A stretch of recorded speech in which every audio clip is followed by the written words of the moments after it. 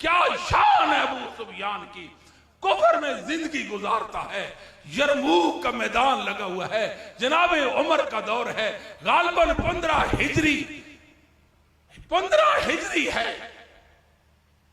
راوی بیان کرتا ہے حافظ محمد بن سعد اپنے استاد ابو داؤد سلیمان الطیالسی سے، وہ اپنے استاد ابراہیم بن سعد سے، وہ اپنے باپ ابراہیم بن سعد بن عبد الرحمن، اپنے باپ سعد بن ابراہیم بن عبد الرحمن سے وہ بیان کرتے ہیں، سعید بن مسیب سے وہ بیان کرتے ہیں، مسیب بن حزن سے، یرموک کا میدان لگا ہوا تھا، ابو سفیان لڑ رہا تھا، شاہ عرب لڑ رہا تھا، ابو سفیان سردار عرب لڑ رہا تھا۔ اسی اثناء میں میدان جنگ کے اندر سناٹا چھا جاتا ہے۔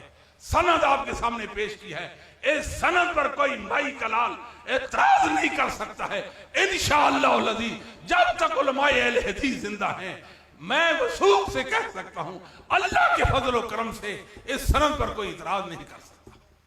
سناٹا چھا گیا۔ مسیب بن حزن کہتے ہیں میں نے ایک آواز سنی، یا نصر اللہ اقترب، یا نصر اللہ اقترب، اللہ کی مدد اترا۔ یہ وہ ابو سفیان ہے جس نے عہد میں محمد رسول اللہ کے مقابلے میں کہا تھا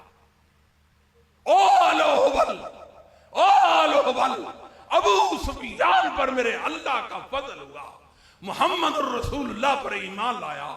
کیا شان پاتا ہے، کہتا ہے یا نصر اللہ، یا نصر اللہ اقترب۔